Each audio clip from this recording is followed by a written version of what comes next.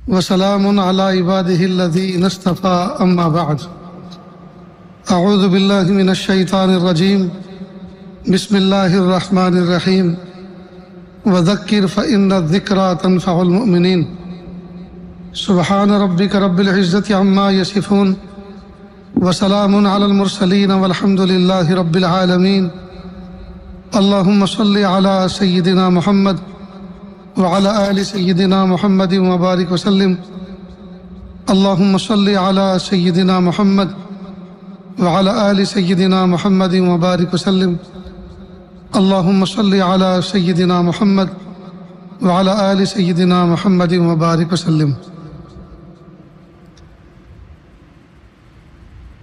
اللہ رب العزت نے ہمیں اپنی قدرت کاملہ سے پیدا فرمایا۔ اللہ تعالیٰ چاہتے یہ ہیں کہ میرے بندے میرے حکموں کے مطابق زندگی گزاریں اور جن چیزوں سے میں نے منع کیا ہے ان چیزوں سے بچیں۔ میری اور آپ کی کامیابی اسی میں ہے کہ اللہ نے جو کام کرنے کے کہے ہیں وہ کریں اور جن کاموں سے بچنے کے لیے کہا ہے ان سے بچیں۔ اللہ تعالیٰ کی بات کو مان کر آج تک کوئی ناکام نہیں ہوا اور اللہ تعالیٰ کی بات کو نہ مان کر کوئی شخص کامیاب نہیں ہوا۔ کامیابی اللہ پاک نے اپنی باتوں کے ماننے اور اپنے حکموں کے ماننے میں رکھی ہے۔ نہ ہم اپنی مرضی سے اس دنیا میں آئے نہ اپنی مرضی سے دنیا سے جائیں گے۔ اللہ نے حکم فرمایا تو آگے، اللہ تعالیٰ حکم فرمائیں گے تو چلے جائیں گے۔ نہ آنے میں ہماری مرضی کا کوئی دخل نہ جانے میں ہماری مرضی کا کوئی دخل۔ عقل مندی کا تقاضا یہ ہے بیچ کی جو زندگی ہے وہ بھی ہم اللہ کی مرضی کے مطابق گزاریں۔ شاعر مشرق علامہ اقبال رحمۃ اللہ علیہ نے عجیب بات فرمائی، یادداری کے وقت زادہ نے تو ہم خندہ بدن و تو گریاں۔ اے انسان، تجھے کچھ یاد بھی ہے جب تو دنیا میں ماں کے پیٹ سے آیا تھا تو روتے ہوئے آیا تھا، لیکن تیری پیدائش پر سب کے سب ہنس رہے تھے، خوشیاں منا رہے تھے۔ این چنا زیست کے وقت رفتن تو ہمہ گریاں بدن و تو خندہ۔ اب اللہ کی محبت میں تو ایسی زندگی گزار کہ جب تیرے دنیا سے رخصت ہونے کا وقت آئے تو ساری دنیا رو رہی ہو اور تو ہنس رہا ہو۔ اللہ تعالیٰ نے انسانوں کی ہدایت کے لیے انبیاء کرام کا سلسلہ جاری فرمایا۔ سب سے پہلے آدم، سب سے پہلے انسان حضرت آدم علیہ السلام اور سب سے پہلے نبی بھی حضرت آدم علیہ السلام۔ یہ سلسلہ چلتا رہا۔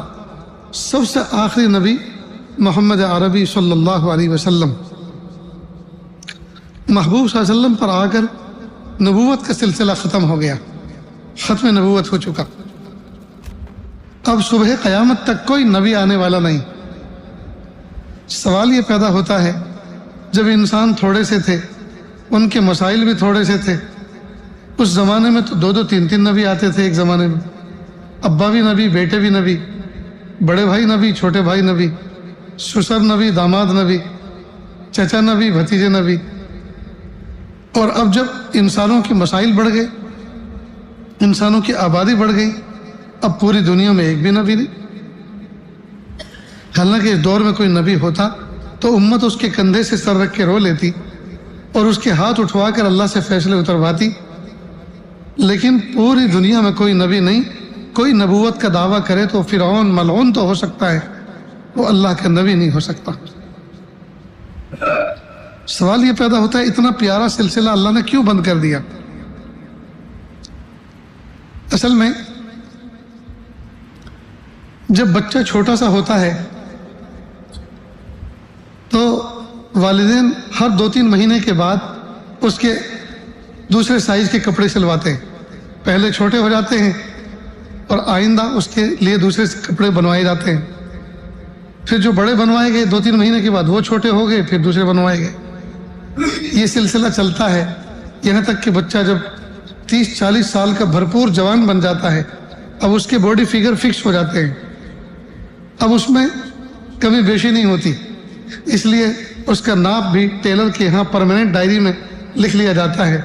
بار بار اس کو سینہ نپوانا نہیں پڑتا، باہیں نپوانی نہیں پڑتی، بس اس کی ڈائری میں جو ناپ لکھا ہوا ہے اس کا صفحہ نمبر وہ یاد رکھتا ہے، وہ بتاتا ہے کہ بیٹا یہ کپڑا لے کر جاؤ، ٹیلر کو کہنا کہ ڈائری میں اس نمبر کا جو میرا ناپ لکھا اس کو دیکھ کر ایک سوٹ بنا دے۔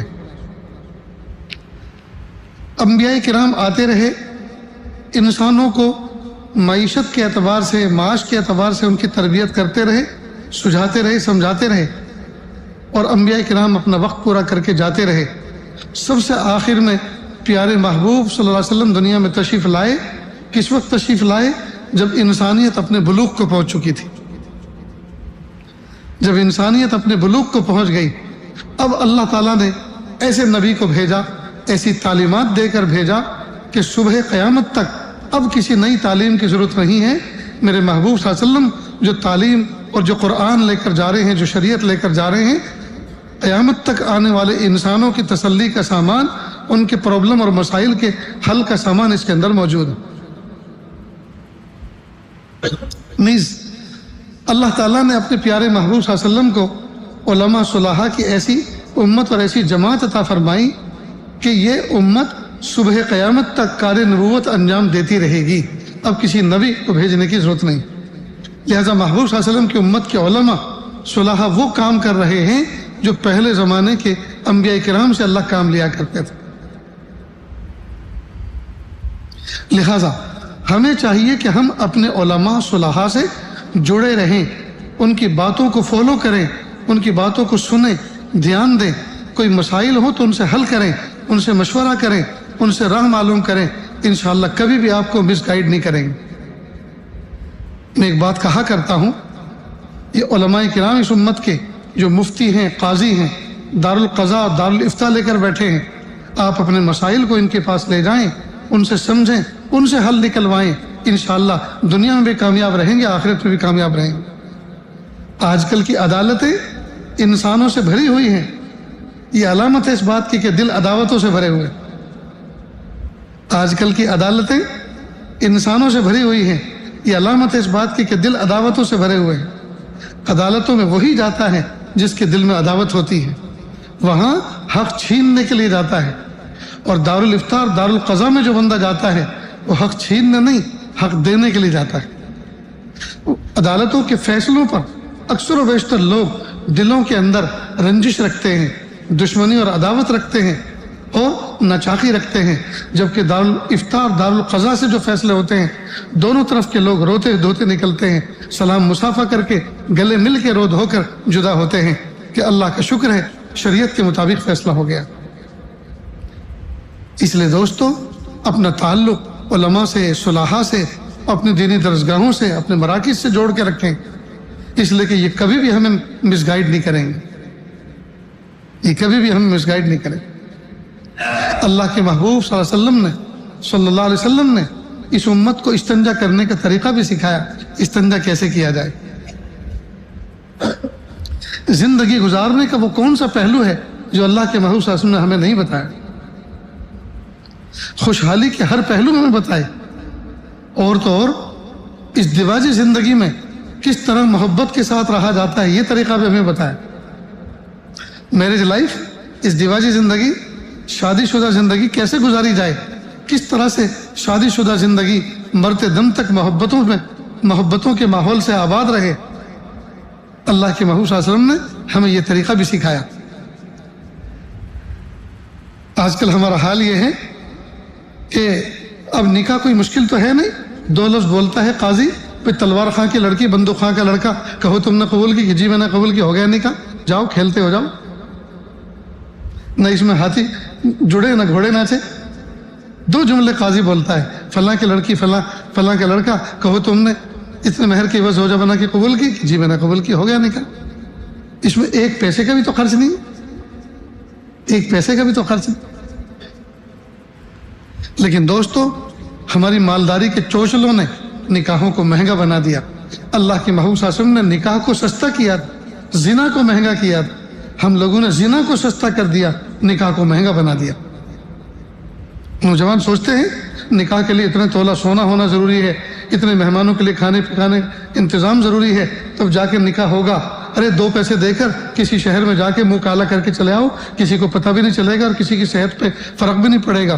تو انہوں نے زنا کو سستا سمجھ لیا ہے اور نکاح کو مہنگا سمجھ لیا، حالانکہ نکاح آسان تھا، نکاح آسان تھا۔ صحابی رسول صلی اللہ علیہ وسلم مدینہ منورہ کی ایک گلی میں کھڑے ہیں، دوسرے صحابی وہاں سے گزر رہے ہیں، انہوں نے پوچھا کیسے کھڑے ہو؟ کہ اس گھر کے اندر ایک بچی ہے، مجھے اس گھر کے اندر نکاح کرنا ہے، میں چاہتا ہوں، لیکن اپنا رشتہ اپنا پیغام کیسے لے کے جاؤں؟ تو کہا ارے اس میں کیا ہوا، میں آپ کی خیر خواہی کر دیتا ہوں، میں آپ کا پیغام لے کے چلا جاتا ہوں۔ کہا بہت اچھا، اللہ آپ کو جزائے خیر دے۔ یہ گئے، گھر میں لوگ نیئر ڈیئر بیٹھے ہوئے تھے کہ بھئی اللہ کے محبوب صلی اللہ علیہ وسلم کے ایک صحابی راستے میں کھڑے ہیں، وہ آپ کے گھر میں رشتہ کرنا چاہتے ہیں، کیا آپ کو منظور ہے؟ اب جو بھائی لوگ بیٹھے ہوئے تھے تو انہوں نے ایک دوسرے سے نگاہوں مشورہ کیا، کسی نے کہا کر دو، کسی نے کہا مناسب نہیں۔ ان کو کہا کہ بھائی ہمارا جو اشاروں میں مشورہ ہوا ہے رائے متفق نہیں ہے، لہذا ان کو کہہ دو کہ وہ کوئی اور جگہ دیکھ لیں، ان سے نکاح کرنے میں ہماری رائے متفق نہیں۔ یہ نہیں کہا کہ ان کو منع کر دو، منع کیا ہے تو منع کیا، یہ تو بات بہت خراب ہے، بغیر کسی ریزن کے منع کیا۔ لیکن جب مشورے کے ساتھ انکار کر رہے ہیں تو سامنے سننے والا اس بات کو، وہ بھی تو صحابی رسول ہے، وہ بھی تو مشورے کی اہمیت کو سمجھتا ہے۔ کہا ٹھیک ہے میں کہہ دیتا ہوں کہ ٹھہرو، آپ کو کرنا ہے؟ اب انہوں نے گردن جھکائی، اللہ کی تو متوجہ ہوئے، کہا ٹھیک ہے، کہا بیٹھو۔ بس نکاح ہو گیا بھائی۔ اب یہ نیچے اترے، اب وہ سراپا انتظار کھڑے ہوئے ہیں۔ کہا کہ بھائی میں نے بڑی امانت داری کے ساتھ آپ کی پوری بات ان تک پہنچا دی، لیکن ان کی رائے متفق نہ ہو سکی۔ فوراً انہوں نے کہا ارے بھائی جب رائے متفق نہیں ہو سکی اس کا مطلب ہے ان کی رائے متفق نہیں ہوئی، اللہ تعالیٰ کو یہ منظور نہیں ہے، اس لیے کہ اللہ ہی تو دل میں ڈالتے ہیں، اور جب رائے متفق نہیں ہوئی اس کا مطلب یہ کہ ان کا دل اس پر آمادہ نہیں ہے، اور دل تو اللہ کے قبضے میں ہے، تو میں اس فیصلے پہ راضی ہوں۔ کہ پوری بات تو سنو، کہ وہ کیا، کہ میرے ساتھ ہو گیا ہے۔ بھوج کے نوجوان کوئی ہوتا تو لڑ بیٹھتا اور کہتا میں جا کے پوچھتا ہوں میرے اندر کون سے کانٹے ہیں اور اس کے اندر کون سے سرخاب کے پر لگے ہوئے ہیں، مجھے منع کیا اسی کے ساتھ کر دیا۔ یا انہی سے لڑ بیٹھتا کہ تم نے میرا کام خراب کیا، میں نے تمہیں اپنا خیر خواہ سمجھا تھا، میرا کام بنائیں گے اپنا کرا کے آئے، لڑائی ہو جاتی۔ لیکن وہ اللہ کے محبوب صلی اللہ علیہ وسلم کی صحبت پائے ہوئے تھے، وہ سیکھے ہوئے تھے، وہ سمجھے ہوئے تھے، وہ منشے شریعت کو سمجھتے تھے، وہ دین کے منشے کو سمجھتے تھے، وہ اللہ کے احکام کو سمجھتے تھے، اللہ کے فیصلوں کو سمجھتے تھے۔ ہمارا حال تو یہ ہے کہ بات سمجھنے کی کوشش نہیں کرتے، سمجھتے ہیں تو الٹی۔ ایک جماعت گئی 40 دن کے لیے، مرکز پہنچ کر کارگزاری سنائی کہ ہم فلاں فلاں جگہ گئے تھے، فلاں فلاں جگہ دین کا کام کیا۔ ان کو دعائیں ملی کہ بھئی جاؤ اپنے مقام پر مقامی کام کو سنبھالو، دین پر 100% کھڑے ہو جاؤ، اللہ کے محبوب صلی اللہ علیہ وسلم کی سنتوں پر عمل کرو، اللہ کے احکام پر عمل کرو۔ بہت اچھا۔ امیر صاحب نے کہا جی میری ایک شکایت بھی ہے۔ کہ وہ کیا؟ کہ ان سب نے مل کر ایک دن مجھے مارا تھا۔ ارے جماعت والوں نے امیر کو مارا؟ کیوں مارا بھائی؟ کہ ہم نے مشورہ کر کے مارا تھا، ہم نے مشورے سے مارا تھا۔ تو چونکہ اس بات کی اہمیت کو سمجھتے تھے، مشورہ کر کے کام کرنا چاہیے، تو یہ کام بھی مشورہ کر کے کیا۔ تو دین پر عمل کرنے کے لیے اللہ سے فہم بھی مانگے کہ پیارے اللہ فہم عطا فرمائیے۔ جی انما الاعمال بالنیات، نیت اللہ تعالیٰ کے نزدیک جی نیتوں پر فیصلے ہوتے ہیں، اعمال کا دار مدار نیتوں پر ہے۔ اب اگر کوئی آدمی زنا کرے اور اس نیت سے کرے کہ حضور کی امت میں اضافہ ہوگا تو یہ جائز ہو جائے گا؟ یہ حرام نیت ہے۔ تو کوئی سوچے جب اللہ تعالیٰ کے یہاں اعمال کا دار مدار نیتوں پر ہے تو چلو میں اس نیت کے ساتھ زنا کروں۔ کوئی آدمی بینک لوٹے، چوری کرے اور کہ اس لیے کہ غربت بہت بڑھ گئی ہے، مہنگائی بہت بڑھ گئی، غریبوں کا حال خراب ہے، میں نے سوچا کہ غریبوں میں تقسیم کروں گا اس لیے لوٹ کے آیا، تو یہ اچھی نیتوں کے ساتھ حرام کام جائز نہیں ہو سکتا۔ تو دین پر عمل کرنے کے لیے اللہ تعالیٰ سے فہم بھی مانگے کہ اللہ مجھے فہم کامل عطا فرمائیے، میں آپ کے احکام کو سمجھوں، میں اللہ کے محبوب صلی اللہ علیہ وسلم کے طریقوں کو سمجھوں۔ تو اللہ کے محبوب صلی اللہ علیہ وسلم نے ہمیں دین پر عمل کرنے کا طریقہ سکھایا، ہمیں سمجھایا کہ ہم کس طرح سے زندگی گزاریں، یہاں تک کہ ہمیں استنجا کرنے کا طریقہ سکھایا، اس دیواجی زندگی میرج لائف ہم کس طرح سے کامیاب گزاریں، اللہ کے محبوب صلی اللہ علیہ وسلم نے ہمیں یہ بھی تو سکھایا۔ چنانچہ مکہ مکرمہ میں حضرت ما خدیجہ الکبریٰ رضی اللہ عنہ کے گھر میں داخل ہوتے ہیں اللہ کے محبوب صلی اللہ علیہ وسلم جی، اور جب بھی داخل ہوتے ہیں مسکراتے ہوئے سلام کر کے داخل ہوتے ہیں۔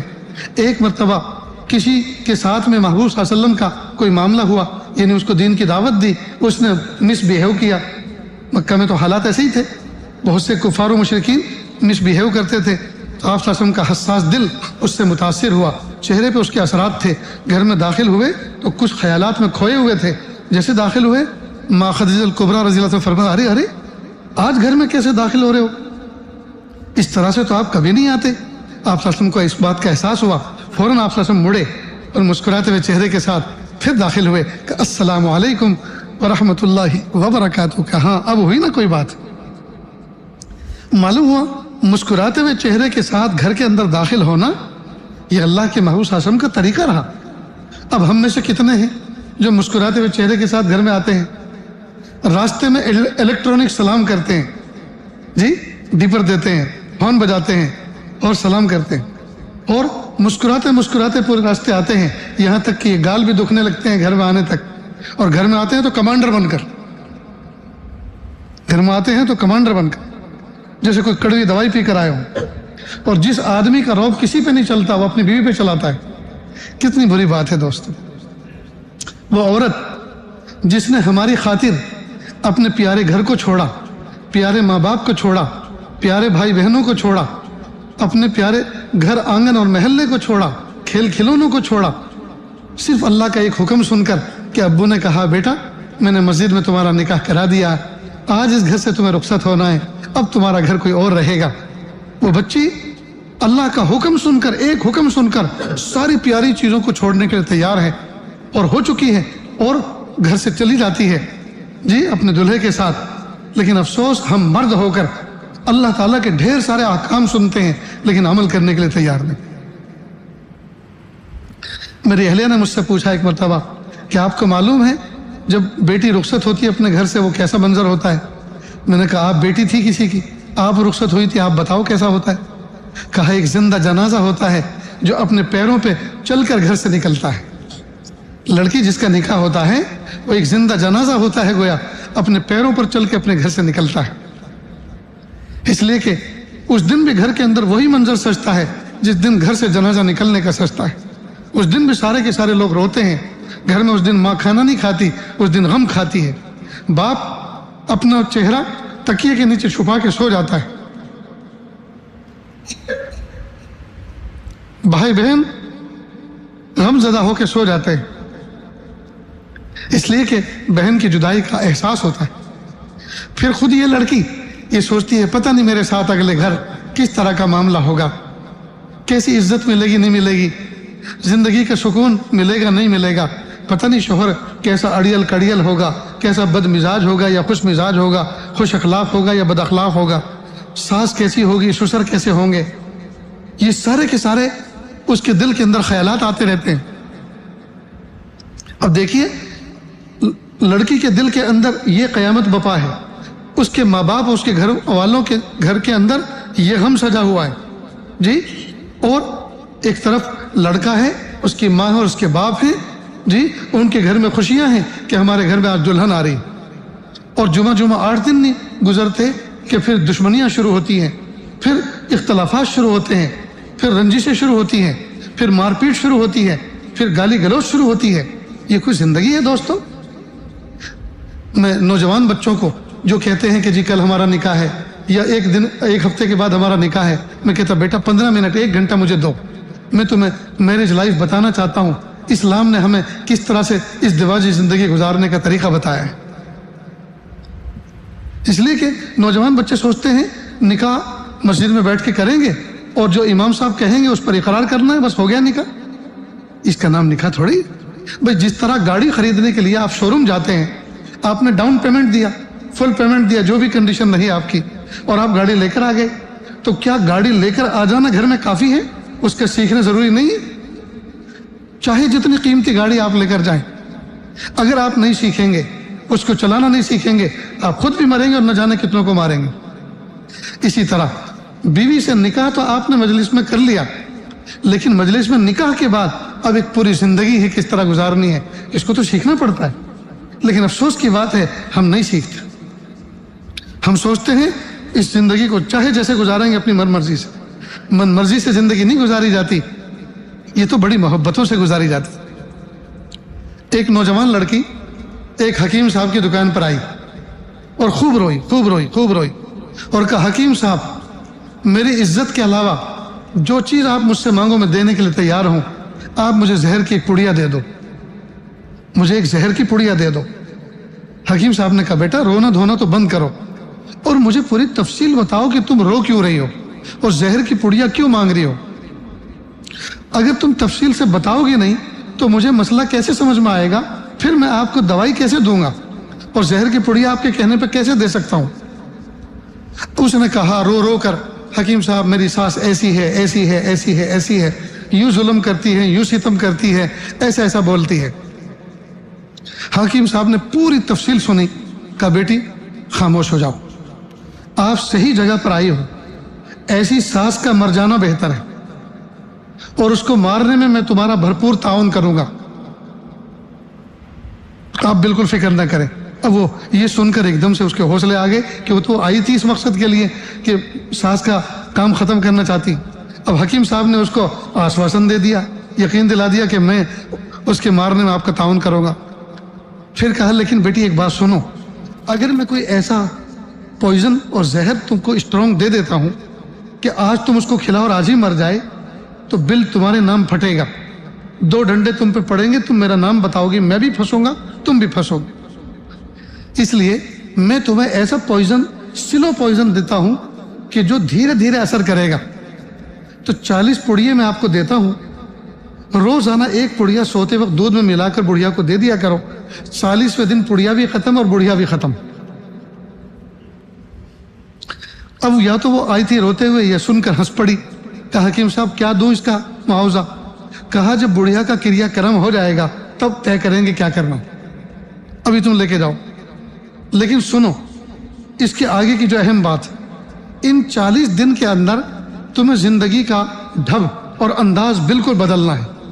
ایک تو آپ اس کو امی امی کہہ کے پکاریں، دوسرا آپ روزانہ اس کو گرم گرم کھانا کھلائیں، تیسرا اس کے نہانے کے لیے روزانہ پانی کی بالٹی بھر کے رکھیں، کپڑے صاف ستھرے دھلے دھلائے کھوٹی پہ لٹکا کے رکھیں اور کہ امی جان گرمی ہو رہی ہے، پسینہ بہہ رہا ہے، آپ اپنے کپڑے بدل دو، تمہارے کپڑے میں نے دھو کے رکھے ہوئے ہیں، ان کو پہنو۔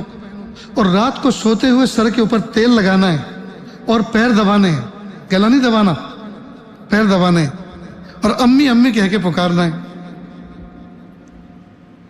جب 40ویں دن بڑھیا کا جنازہ اٹھے گا کسی کے فرشتوں کو بھی پتہ نہیں چلے گا کہ یہ کام تمہارا ہے، اس لیے کہ لوگ یوں کہیں گے وہ 40 دن پہلے لڑا کرتے تھے لیکن مہینے 1.5 مہینے سے تو بہت اچھا ان میں تعلق تھا، یہ بڑھیا کیسے مر گئی؟ کسی کے فرشتوں کو بھی پتہ نہیں چلے گا کہ تم نے مارا ہے۔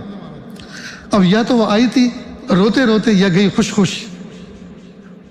اللہ کی شان، ابھی 15-20 دن اس نے یہ پڑیا کھلائی، 20 دن کے بعد پھر روتے ہوئے آئی تو حکیم صاحب نے کہا کہ بڑھیا مر گئی؟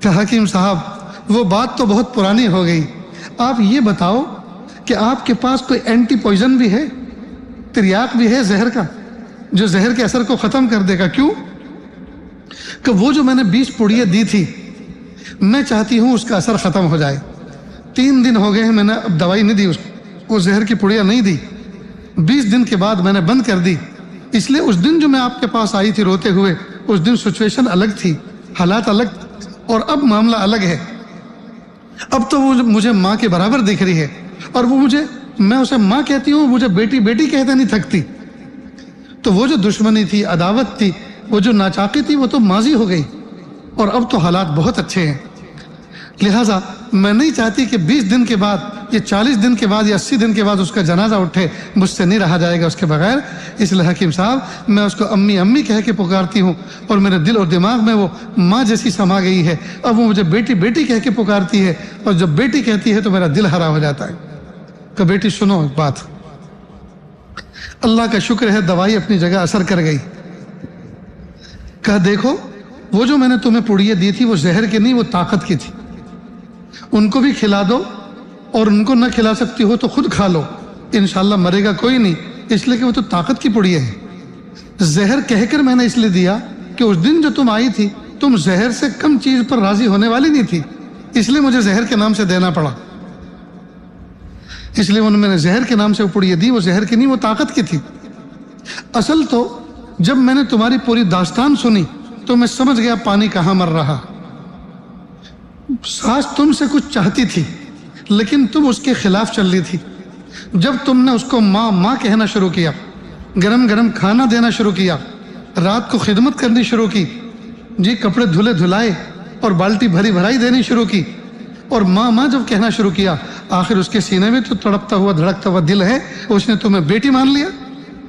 جھگڑا ساس اور بہو میں ہوتا ہے، ماں اور بیٹی میں نہیں ہوا کرتا. جاؤ بیٹا خوشیوں کے ساتھ زندگی گزارو. اصل تو وہ دوائی جو تھی وہ دوائی اصل نہیں تھی، اصل وہ میری باتیں تھی جو تم نے جس پر عمل کر کے دکھایا. تو دیکھی دوستو، زندگی کے اندر بہت سارے اتار چڑھاؤ ایسے آتے ہیں جس کو کوئی حل کرنے والا چاہیے، اور دیندار آدمی اور متقی آدمی سے بہتر حل کون کر سکتا ہے؟ حل کون کر سکتا ہے؟ ہمیں چاہیے کہ ہم اپنے مسائل کو اپنے علماء سے، صلحاء سے، متقین سے، جی اپنے مرشدین سے، ان کے سامنے ہم اپنے مسئلوں کو رکھیں اور ان سے مشورے کر کر کے زندگی گزاریں. پھر دیکھیے زندگی کے اندر اللہ تعالیٰ کیسے پھول کھلاتے ہیں. لیکن افسوس کی بات ہے دوستو کہ ہم نے علماء کے ساتھ، صلحاء کے ساتھ اپنا سلسلہ جوڑا ہی نہیں. ہم صبح کو اٹھتے ہیں اور شام کو واپس آتے ہیں. آج کے دور کے اندر انسانوں نے اپنے آپ کو پیسے کمانے کی مشین سمجھا ہے. ہر آدمی صبح کو اٹھتا ہے، شام کو تھکا آرا گھر آتا ہے، پیسہ ہو چاہے جیسا ہو.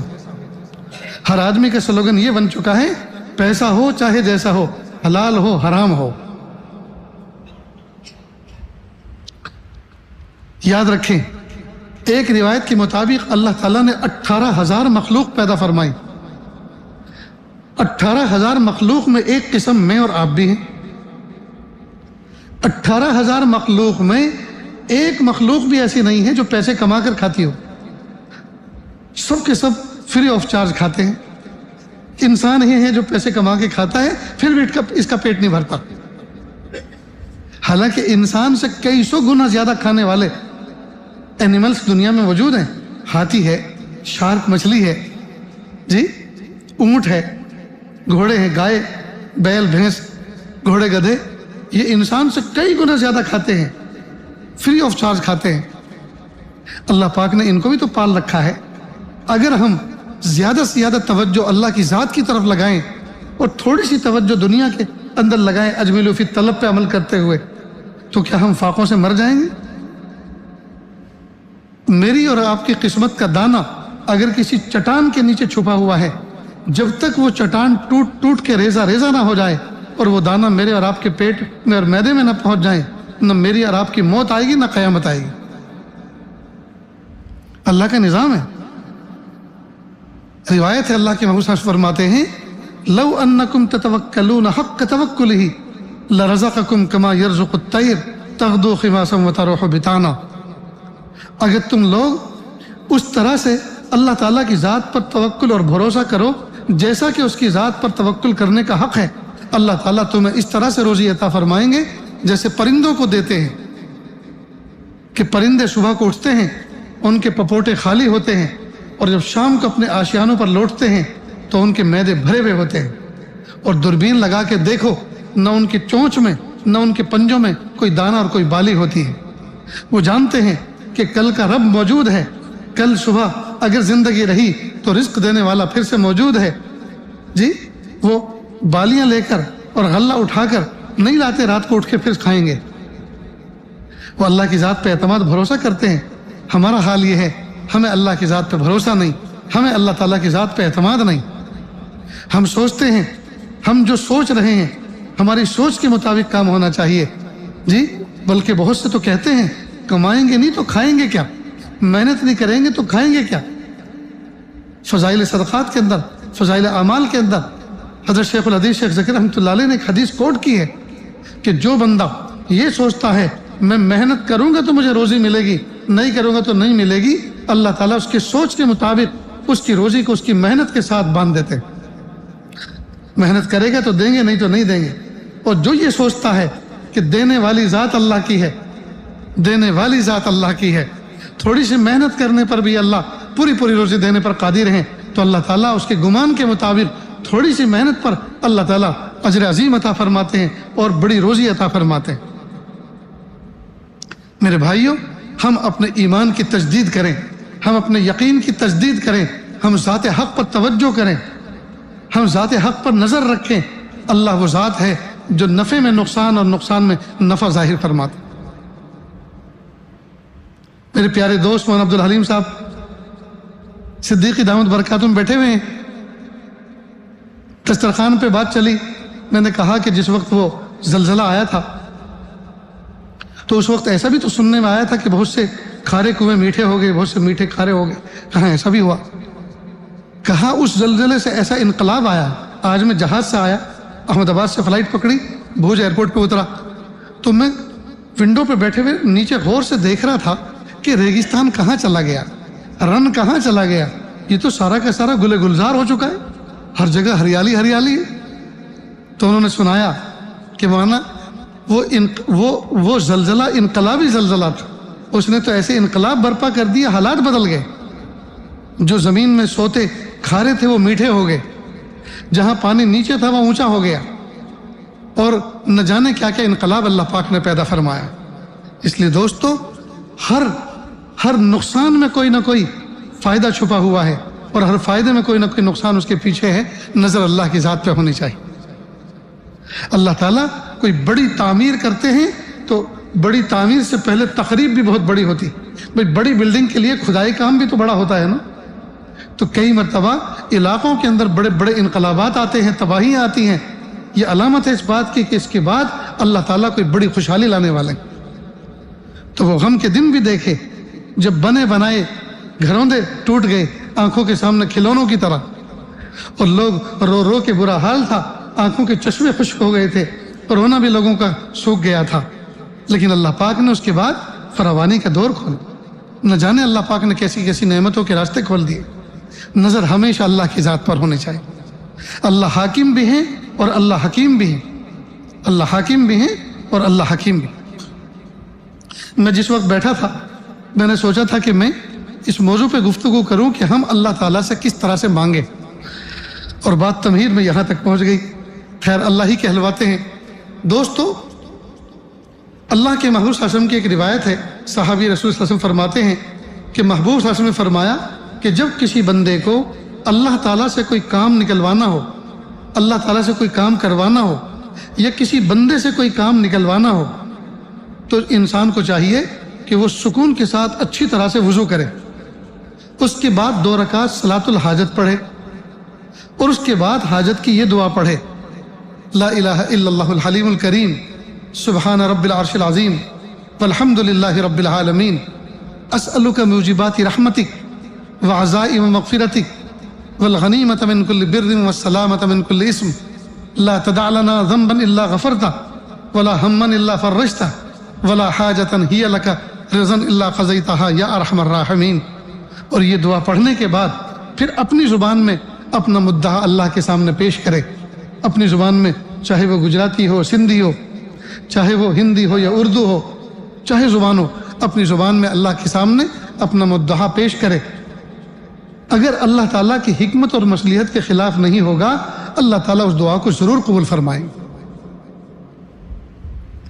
اللہ تعالیٰ اس دعا کو ضرور قبول فرمائیں گے۔ اب یہاں 3 باتیں ہیں۔ ایک ہے دعا کا مانگنا، جیسا کہ قرآن پاک میں اللہ پاک نے فرمایا ادعونی استجب لکم، مجھ سے مانگو میں تمہاری دعاؤں کو قبول کروں گا۔ ایک ہے کسی سے دعا کی درخواست کرنا۔ اللہ کے محبوب صلی اللہ علیہ وسلم نے ایک مرتبہ حضرت عمر فاروق اعظم رضی اللہ تعالیٰ عنہ عمرے پہ تشریف لے جا رہے تھے، ان سے کہا بھائی ہمیں اپنی دعاؤں میں یاد رکھنا، وقت کا نبی اپنے امتی سے دعا کی درخواست کر رہا ہے، تو دعا خود بھی کرنا چاہیے اور دوسرے سے درخواست بھی کرنا چاہیے۔ اور ہم یہ دونوں کام ماشاءاللہ کرتے ہیں، لیکن ایک تیسری چیز ہے، وہ ہے دعا کا لینا۔ یہ چیز ہم سے نہیں ہوتی۔ دعا کا لینا کیا ہے؟ اس میں کسی کا دل خوش کرنا پڑتا ہے، تبھی تو اپنے دل سے دعا دیتا ہے۔ اور جب کسی کا دل آپ نے خوش کر دیا، اب اس سے یہ بھی مت کہو کہ میرے لیے دعا کرنا، اس لیے کہ رشوت ہو جائے گی۔ حضرت حاجی امداد اللہ مہاجر مکی رحمۃ اللہ علیہ بہت بڑے اللہ کے ایک ولی گزرے ہیں، ان سے کسی نے کہا حضرت دعا کیجئے گا، اپنی دعاؤں میں یاد رکھنا کہ الحمدللہ دعا کرتا ہوں، دعا کی ہے، کر رہا ہوں اور کروں گا۔ کہا حضرت نہیں، خصوصی دعا کرنا میرے لیے۔ کہا خصوصی دعا کے لیے تو پھر پیسے لگتے ہیں۔ حضرت نے فرمایا خصوصی دعا کے لیے تو پھر پیسے خرچ کرنے پڑتے ہیں۔ اب یہ بات تو بظاہر عجیب سی ہے، لیکن حضرت نے یہ جملہ کہہ کر ایک بات اصلاح کی فرمائی، بھئی کسی بندے کا دل خوش کرو آپ تو پھر اس کو یہ کہنے کی بھی ضرورت نہیں ہے دعا کرنا، وہ تو خصوصی اوقات میں خود دعا کرے گا آپ کے لیے۔ اس لیے کہ جب آپ نے کسی کا دل خوش کر دیا، دل خوش کرنے پہ ہی تو دعا نکلتی ہے۔ وہ جو دعا ملتی ہے اس کو نکالنا پڑتا ہے اندر سے، اور نکالنے کے لیے کسی کو راحت پہنچانے پڑتی ہے، کسی کا دل خوش کرنا پڑتا ہے۔ تو اس میں امت بہت کمزور ہے، اس میں امت بہت کمزور ہے۔ ایک مطلب مجھ سے کسی نے سفر میں کہا کہ حضرت آپ میرے گھر چائے پی لیں۔ میں نے کہا دیکھو جس گھر میں بیٹھا تھا آپ نے بھی چائے پی، میں نے بھی پی، ناشتہ بھی کیا، اب چائے کا کوئی تقاضا تو نہیں ہے۔ رہی بات گھر لے جانے کی، تو گھر کا تو تصور بھی کیا جا سکتا ہے، وقت بھی کم ہے، ہم دعا کرتے ہیں۔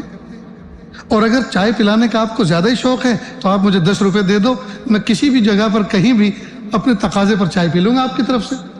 اب یہاں ذہن نہیں چلتا، گھر لے جا کر 1000 روپے کا ناشتہ رکھیں گے، 500 روپے کا ناشتہ رکھیں گے اور بگاڑ کریں گے، کیوں؟ اس لیے کہ بغیر تقاضے کے کھایا جا رہا ہے۔ میں تو اس چیز کو بھی اسراف سمجھتا ہوں۔ بھئی کوئی آدمی یوں کر کے کوئی چیز پھینک دے تو یہ تو فضول خرچی اسراف ہے ہی، لیکن یوں کر کے ڈال لے بغیر کسی ضرورت کے، تو بجائے ادھر ڈالنے کے ادھر ڈال لیا، بات تو ایک ہی ہوئی۔ جیسے بغیر کسی ضرورت کے آدمی کو یوں پھینک دے تو بغیر تقاضے کے بغیر ضرورت کے اندر ڈال رہا ہے، تو یہ کوئی کچرا پیٹی تھوڑی۔ تو لوگوں کا ذہن اس پہ نہیں چلتا، اس پہ نہیں چلتا۔ نہیں، میرے گھر آئیں، میرے دسترخوان کی بھی شان دیکھیں، میرا دروازہ بھی دیکھیں، میرے گھر کے سامنے مرسیڈیز کھڑی ہے اس کو بھی دیکھیں، اور جی میرا ہال بھی دیکھیں، میرا انٹیریئر ڈیزائن بھی دیکھیں۔ تو اس کا مطلب یہ ہے کہ کسی کو اللہ والے کو بلا کر اس کی دعا لینا اور اس کا دل خوش کرنا مطلوب نہیں ہے، اصل اپنی مالداری کا اظہار ہے، اپنی اصل مالداری کا اظہار ہے۔ تو اس میں بہت سارے ہڈن ہیں، بہت سی چیزیں سمجھنے کی ہیں دوستو۔ بہرحال جب ہم علماء سے، صلاحہ سے اپنا تعلق، اپنا رشتہ بنا کے رکھیں گے، اللہ تعالیٰ ہمارے اندر کے کیل کانٹوں کو دور کریں گے، اللہ ہمارے اندر کے کیل کانٹوں کو دور کریں گے۔ تو ایک ہے دعا کا مانگنا، ایک ہے دعا کی درخواست کرنا، اور ایک ہے دعا کا لینا۔ یہ 3 چیز سمجھ گئے؟ اب آئیے دعا کس طرح کریں۔ عام طور پر ہم لوگ دعا کا جو مضمون بناتے ہیں، اللہ کے سامنے پیش کرتے ہیں، اس میں ایک طرف کا سارا کا سارا فیصلہ ہوتا ہے۔ مثال کے طور پر پیارے اللہ، شہر بوجھ میں فلاں 4 راستے پر جو شاپنگ سینٹر بن رہا ہے، مجھے ایک دکان کی ضرورت ہے، اللہ مجھے دکان دے دیجیے، اللہ مجھے دکان دے دیجیے، اللہ مجھے دکان دے دیجیے۔ اب خوب دکان کی ضد کرتا ہے اللہ سے، اور جب نہیں ملتی، جب کوئی اور خرید لیتا ہے، اس کو پتہ چلتا ہے، تو یہ اندر ہی اندر دکھی ہوتا ہے، اندر ہی اندر دکھی ہوتا ہے۔ تو پھر دعا کیسے مانگنی چاہیے؟ مضمون کو سمجھ لیں۔ پیارے اللہ، رزق حلال کمانے کا آپ نے مجھے حکم دیا ہے۔ رزق حلال کمانے کے لیے دکان کی ضرورت ہوتی ہے۔ بھوج شہر میں فلاں 4 راستے پر جو شاپنگ سینٹر بن رہا ہے، پیارے اللہ میں وہاں ایک دکان خریدنا چاہتا ہوں۔ آپ کے علم میں اگر وہاں دکان خریدنا میرے حق میں بہتر ہے، آپ کے علم میں میرے حق میں اگر وہ دکان خریدنا بہتر ہے تو عافیت کے ساتھ دلا دیجئے، اور اگر آپ کے علم میں بہتر نہیں ہے تو اللہ اس کی طلب کو بھی دل سے نکال دیجئے، اور جہاں بہتر ہے وہاں انتظام فرما دیجئے۔ نہیں سمجھے؟ چلو ایک اور مثال دیتے ہیں نوجوانوں کے مطلب کی۔ مثال کے طور پر ایک نوجوان ہے، اس کو نکاح کی ضرورت ہے، اس کی نظر کسی لڑکی پہ پڑی جو خاندان میں تھی۔ اب اس نے دعا کرنی شروع کی، پیارے اللہ مجھے نکاح کرنا ہے، نکاح پیارے نبی کی سنت ہے، اور نکاح کر کے عفیف اور پاک دامن بندہ زندگی گزارتا ہے، اللہ میں زنا میں مبتلا ہو جاؤں گا اگر نکاح نہیں کروں گا، فلاں لڑکی سے مجھے نکاح کرنا ہے، مجھے وہ دل ہے، میرے نکاح میں وہ مقدر فرما دے۔ اب اللہ سے مانگ رہا ہے جی، اب اس کی منگنی کہیں اور ہو گئی، یا اس نے مانگا بھیجا اور انہوں نے انکار کر دیا، اب یہ اندر سے ٹوٹ گیا۔ اب کیا کہہ رہا ہے؟ اب بد دعا کر رہا ہے، جب وہ مجھے نہیں ملتی تو وہ اندھی ہو جائے، وہ لنگڑی ہو جائے، وہ لولی ہو جائے، وہ مر جائے، وہ کسی کو نہ ملے۔ ارے بھائی، کسی کی بیٹی کے لیے اس طرح بد دعا دینا جائز تھوڑی؟ تو کیسی دعا مانگنی چاہیے تھی اس کو؟ اس طرح سے دعا مانگنی چاہیے تھی، پیارے اللہ کے محبوب صلی اللہ علیہ وسلم نے نکاح فرمایا، نکاح میرے محبوب کی سنت ہے، نکاح کے ذریعے بندہ گناہوں سے بچتا ہے، نکاح کے ذریعے سے نیک نسل انسانی کی افزائش ہوتی ہے۔ میرے پیارے اللہ، مجھے نکاح کی ضرورت ہے، فلاں لڑکی پہ میری نظر پڑی، پیارے اللہ میں اس کو اپنے حق میں بہتر سمجھتا ہوں، اگر آپ کے علم میں اس کا میری بیوی بننا بہتر ہے تو اللہ عافیت کے ساتھ سارے مراحل آسان کر دیجئے، منگنی بھی ہو جائے، نکاح بھی ہو جائے اور ولیمہ بھی ہو جائے، سارا کا سارا نظام عافیت کے ساتھ ہو جائے۔ اور پیارے اللہ، اگر آپ کے علم میں اس کا میرے نکاح میں آنا بہتر نہیں ہے تو مجھے اس سے بہتر عطا فرما، اس کو مجھ سے بہتر عطا فرما، اور اس کی طلب کو بھی میرے دل سے نکال دیجیے، اس کی طلب اور چاہت کو بھی دل سے نکال دیجیے۔ پریشانی کہاں ہوتی ہے؟ وہاں تو منگنی ہوئی نہیں، اس کی کسی اور سے ہوئی اور اس کی کسی اور سے ہوئی، لیکن اس کے دل میں اس کی طلب بہت ہے۔ جب اس کے گھر سے پاس سے گزرتا ہے تو بائک روک کے 2 آنسو بہا کے روتا ہے اس کی محبت میں جی۔ تو اللہ سے کہے پیارے اللہ، اس کی طلب بھی دل سے نکال دیجیے۔ تو دعا اس طرح کا مضمون ہونا چاہیے، میرے پیارے اللہ مجھے ایک سواری کی ضرورت ہے، عافیت کے ساتھ عطا فرما دیجیے، سہولت کے ساتھ عطا فرما دیجیے، اس میں برکت عطا فرما دیجیے، حادثات سے بچا دیجیے، نیک راستوں میں اس گاڑی کا چلانا آسان فرما دیجیے۔ اس طرح سے اللہ سے مانگے، اور اس میں بھی عافیت مانگے، پیارے اللہ گاڑی عافیت کے ساتھ عطا فرما، فلاں نعمت عافیت کے ساتھ عطا فرما۔ اب ایک آدمی اس نے دعا مانگی، پیارے اللہ مجھے ہیلی کاپٹر میں بیٹھنے کا بہت شوق ہے، ہیلی کاپٹر میں بٹھائیے، ہیلی کاپٹر میں بٹھائیے۔ اب آ گیا سیلاب، سارے کے سارے لوگ چھت پہ چڑھ گئے، اب ریسکیو آپریشن ہوا ملٹری کی طرف سے، گورنمنٹ کی طرف سے۔ اب وہ چاپر لے کر آئے، ہیلی کاپٹر لے کر آئے، انہوں نے باکٹ ڈالی اور اعلان کیا کہ اس میں بیٹھ جاؤ یا رسی پکڑ لو۔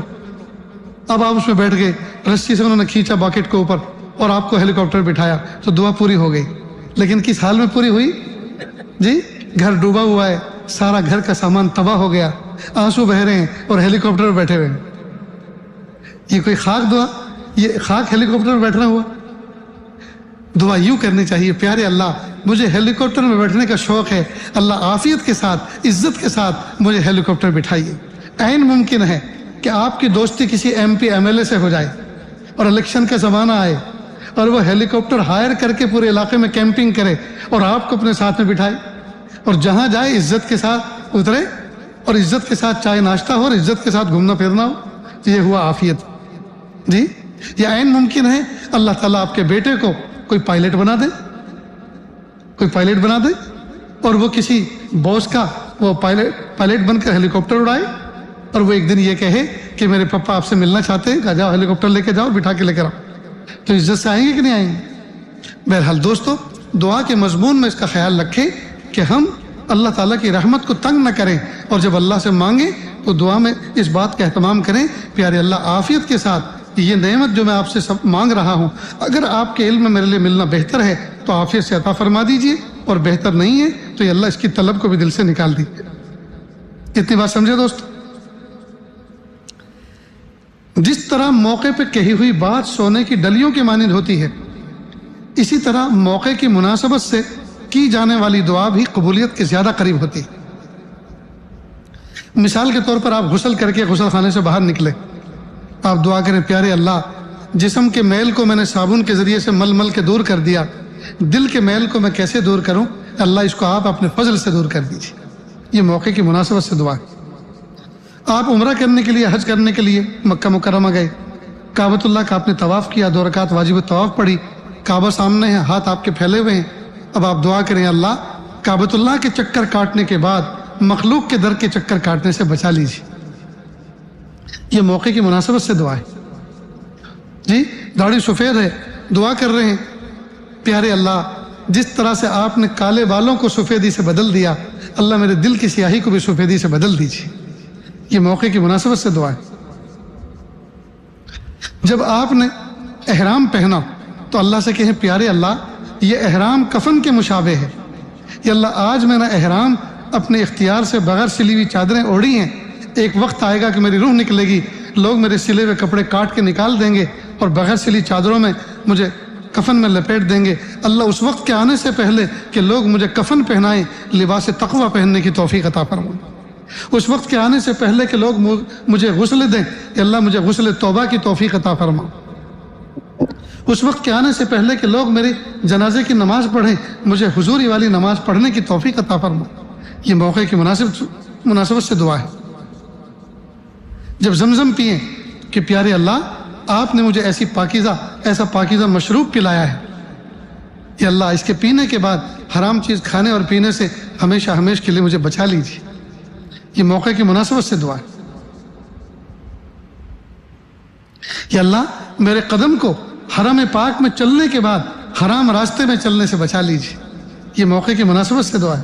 یا اللہ جن آنکھوں سے میں نے کعبے کو دیکھ لیا، پیارے اللہ ان آنکھوں سے گناہ کی چیزوں کو اور حرام چیزوں کو دیکھنے سے بچا لیجیے۔ یہ موقع کی مناسبت سے دعا ہے۔ تو غرض یہ کہ ہم اللہ تعالیٰ سے ٹوٹ کر مانگنے والے بنیں، اللہ سے دعا کرنے والے بنیں۔ دوستو ہم یہ سمجھتے ہیں کہ دعا وہ مانگے جس کے پاس پیسے نہ ہوں، اور دیکھا بھی کچھ یہی گیا ہے۔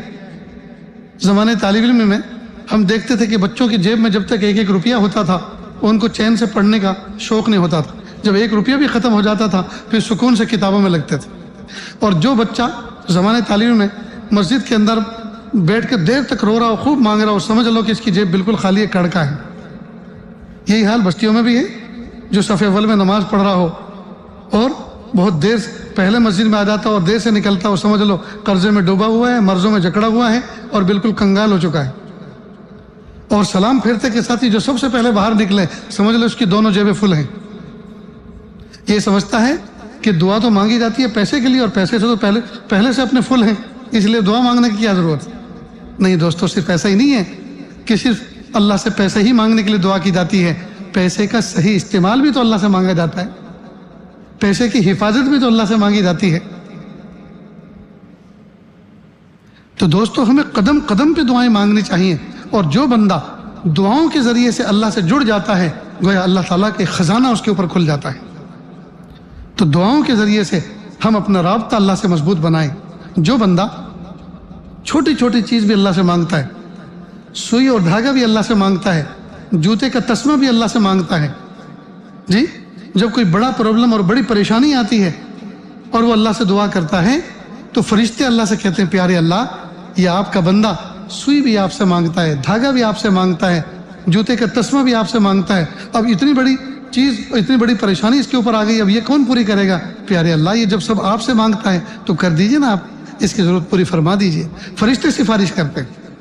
تو ہم چھوٹی سے چھوٹی چیزوں کو اللہ سے مانگنے والے بن جائیں، اللہ تعالیٰ بڑی بڑی چیزیں بھی عافیت کے ساتھ عطا فرما دیں گے۔ آج ہمارا حال یہ ہے، ہم سوچتے ہیں کہ جب ہماری جیب فل ہو تو ہمیں دعا کرنے کی کوئی ضرورت نہیں، اور جب جیب میں کچھ بھی نہ ہو تب اللہ کی طرف رجوع کرنے کی ضرورت ہے۔ یہ غلط بات ہے۔ ہم ہر حال میں اللہ سے مانگیں۔ وہ تو پھر ایسے ہی ہوگا کہ ایک امام صاحب گلی میں جا رہے تھے، ایک شخص ملا، کہا جناب کہاں چلے؟ کہا گھوڑا لینے جا رہا ہوں، گھوڑا خرید کے لاتا ہوں۔ کہا انشاءاللہ تو کہو۔ کہا انشاءاللہ کیسا؟ پیسے جیب میں موجود، گھوڑا مارکیٹ میں موجود، بیچنے والا موجود، خریدنے والا میں، ارادہ میرا مضبوط، اب انشاءاللہ ماشاءاللہ کیسا؟ کوئی چکر نہیں، میں گھوڑا لے کے آتا ہوں اور شام کو عصر کے بعد تمہیں بٹھاؤں گا، سواری دوں گا۔ امام صاحب نے سوچا لگتا یہ ہے کہ مالداری کا خمار سر پہ چڑھ چکا ہے، جانے دو۔ خیر یہ گیا، اللہ کی شان شام کو عصر کے بعد ملا۔ کہ کیا ہوا؟ کہ انشاءاللہ جیب کٹ گئی۔ میں گیا تو گھوڑا خریدنے، انشاءاللہ جیب کٹ گئی۔ اب کیا ہوگا؟ انشاءاللہ محنت کروں گا، پیسے جمع کروں گا، انشاءاللہ پھر جاؤں گا، پھر گھوڑا خرید کے لاؤں۔ اب انشاءاللہ وہاں بھی بولنا ہے جہاں بولنا نہیں ہے۔ تو پہلے سے سمجھ لیتا، کسی اللہ والے کی بات کو مان لیتا، سیکھ لیتا۔ دوستو کئی مرتبہ ٹھوکر کھانے کے بعد عقل آتی ہے، اور اچھا ہے ٹھوکر کھانے کے بعد بھی آ جائے تو بہتر ہے۔ ویسے کسی نے کہا ہے کہ عقل بادام کھانے سے نہیں آتی، ٹھوکر کھانے سے آتی۔ اگر تجربات کے بعد بھی عقل آ جائے تو بہت بڑی بات ہے، ورنہ دیکھا تو یہ جا رہا ہے دوستو، امت ٹھوکر پہ ٹھوکر کھا رہی ہے، پھر بھی عقل و شعور بیدار نہیں ہو رہا۔ اللہ تعالیٰ سے دعا ہے اللہ تعالیٰ ہمیں اپنی ذات سے جڑ کر رہنے کی توفیق عطا فرمائے، دعاؤں کا اہتمام کرنے کی توفیق عطا فرمائے، اپنے بڑوں کا ادب و احترام کرنے کی توفیق عطا فرمائے، اور دین کی نشر و اشاعت کے جتنے اسباب و وسائل ہیں، چاہے وہ دعوت و تبلیغ ہو، چاہے مدارس ہو، چاہے مکاتب ہو، چاہے علماء کرام کی مجالس ہو، خانقاہیں ہوں، اللہ تعالیٰ تمام سے محبت کرنے اور تمام کی عظمت اور احترام کرنے کی توفیق عطا فرمائے۔ وآخر دعوانا ان الحمدللہ رب العالمین۔ دعا سے پہلے تھوڑی سی دیر کے لیے اللہ اللہ کر لیں، آنکھوں کو بند کر لیں، سر کو جھکا لیں، دنیا اور دنیا میں جو کچھ ہے اس سے ہٹ کٹ کے اللہ کی یاد میں ڈوب جائیں، نیت کریں اللہ کی رحمت آ رہی ہے، میرے دل میں سما رہی ہے، میرے دل سے گناہوں کی ظلمت و سیاہی دور ہو رہی ہے، میرا دل کہہ رہا ہے اللہ اللہ اللہ۔ جب انسان اپنی ظاہر کی آنکھوں کو بند کرتا ہے اور دل کی آنکھوں کو کھولتا ہے، انسان کو اصل اپنی حقیقت نظر آتی ہے، ماضی کے گناہ نظر آتے ہیں، ماضی کی زندگی کی گندگی نظر آتی ہے۔ آج موقع ہے ہم اس پر ندامت کے آنسو بہائیں اور اللہ سے توبہ کر لیں۔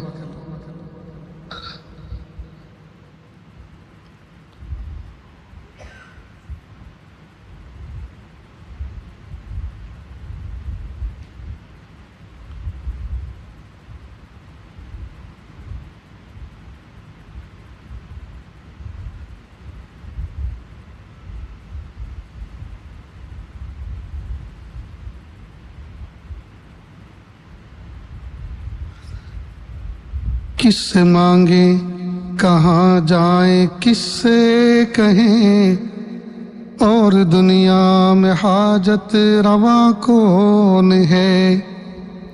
کس سے مانگیں کہاں جائیں کس سے کہیں، اور دنیا میں حاجت روا کون ہے۔ سب کا داتا ہے تو، سب کو دیتا ہے تو، اور بندوں کا تیرے سوا کون ہے۔ رزق پر جس کے پلتے ہیں شاہ و گدا، تجھ عہد کے سوا دوسرا کون ہے۔ رزق پر جس کے پلتے ہیں شاہ و گدا، تجھ عہد کے سوا دوسرا کون ہے۔ کون مقبول ہے کون مردود ہے، کون مقبول ہے کون مردود ہے، بے خبر کیا خبر تجھ کو کیا کون ہے۔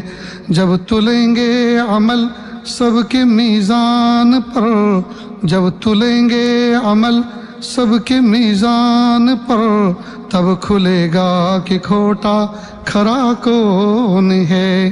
جب تلیں گے عمل سب کے میزان پر، تب کھلے گا کہ کھوٹا کھرا کون ہے۔ اے فقیر سے کو تو فضل باری سمجھ، ورنہ تیری طرف دیکھتا کون ہے۔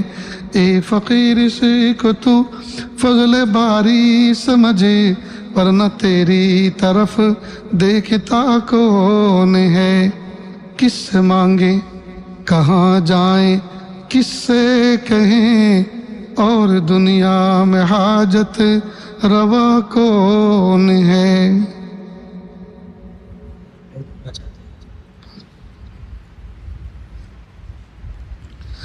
ہاتھ اٹھا لیجیے، دعا کر لیں۔ بسم اللہ الرحمن الرحیم، الحمدللہ رب العالمین، الرحمن الرحیم، مالک یوم الدین، ایاک نعبد و ایاک نستعین، اہدنا الصراط المستقیم، صراط الذین انعمت علیہم غیر المغضوب علیہم ولا الضالین، آمین یا رب العالمین۔ لا احصی ثناء علیک انت کما اثنیت علی نفسک، اللہم صلی علی سیدنا محمد وعلی آل سیدنا محمد وبارک وسلم۔ پیارے اللہ، یہ ہاتھ اٹھائے جانے کے قابل نہیں اور یہ زبان کو سوال کرنے کے قابل نہیں۔ آپ سے نہ مانگے تو کس سے مانگیں، آپ سے سوال نہ کریں تو کس سے سوال کریں۔ ایک کمزور ایک قوی کے دروازے پر، ایک سائل ایک سخی کے دروازے پر، ایک محتاج غنی کے دروازے پر حاضر ہے۔ میرے پیارے اللہ، بچپن سے جب سے ہوش سنبھالا ہے یا اللہ آپ ہی کا نام لیا ہے، آپ ہی کو پکارا ہے، آپ ہی کو پہچانا ہے، آپ ہی کو جاننا ہے۔ یا اللہ بچپن میں راہ چلتے ہوئے اگر ٹھوکر لگ جاتی اور گر جاتے، اللہ اللہ کہہ کے روتے تھے۔ بچپن میں اگر مکتب میں استاد مارتے تھے اور پٹائی کرتے تھے، تربیت کرتے تھے، اللہ اللہ کہہ کے روتے تھے۔ ماں بھی اگر کبھی ہاتھ اٹھاتی تھی، باپ بھی پٹائی کرتے تھے، اللہ اللہ کہہ کے ان کے پیروں سے چمٹ جاتے تھے۔ اللہ بچپن سے آپ ہی کا نام رٹا ہے، آپ ہی کا نام سیکھا ہے، آپ کے سوا ہمارا کوئی رب نہیں، آپ کے سوا ہمارا کوئی رب نہیں۔ میرے پیارے اللہ، پیر کے ناخن سے لے کے سر کے بال تک اللہ گناہوں میں ڈوبے ہوئے، معصیت میں جکڑے ہوئے ہیں۔ اللہ جی معاف کر دیجئے، معاف کر دیجئے، معاف کر دیجئے، معاف کر دیجئے، معاف کر دیجئے، معاف کر دیجئے، معاف کر دیجئے۔ معاف نہیں کرنا چاہتے پھر بھی معاف کر دیجئے۔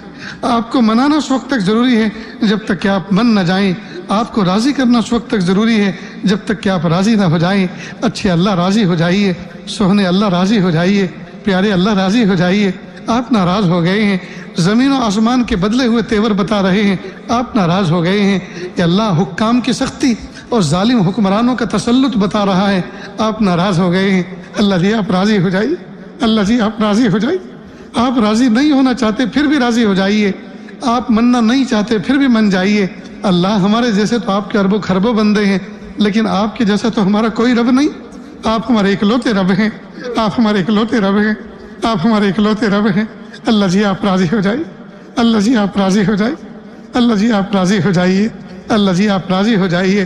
پیارے اللہ، ہم نے دیکھا کتا جس کے گلے میں مالکی کا پٹا پڑا ہوا ہو، جو اس بات کی علامت ہے کہ یہ کسی کی مملوک ہے، کوئی اس کا مالک ہے، وہ سب کے گھر پہ جاتا ہے لیکن کوئی اس کو دانہ نہیں ڈالتا، کوئی اس کو لقمہ نہیں ڈالتا، سب جانتے ہیں یہ تو کسی کا پالتو ہے۔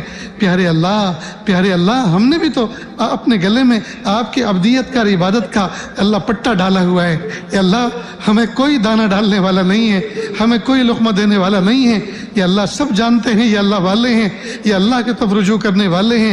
اے میرے پیارے اللہ، اے میرے پیارے رب، اے اللہ ہم آپ سے اپنی دوستی پکے کرنا چاہتے ہیں، اپنا تعلق پکا کرنا چاہتے ہیں۔ اللہ آپ راضی ہو جائیے، اللہ آپ ہماری عبادتوں کو قبول فرما لیجئے، طاعت کو قبول فرما لیجئے، دعاؤں کو قبول فرما لیجئے۔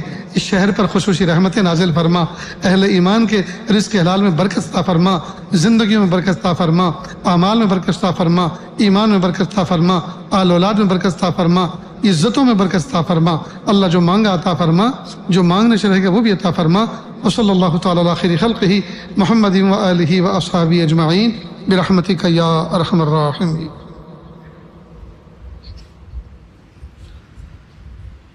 یہاں آنے سے پہلے میرے دوست احباب نے بتایا کہ کچھ لوگ توبہ طائب ہو کر زندگی گزارنا چاہتے ہیں، بیت کے کلمات پڑھنا چاہتے ہیں، تو میں کلمات پڑھاتا ہوں، میرے پیچھے پیچھے پڑھیں۔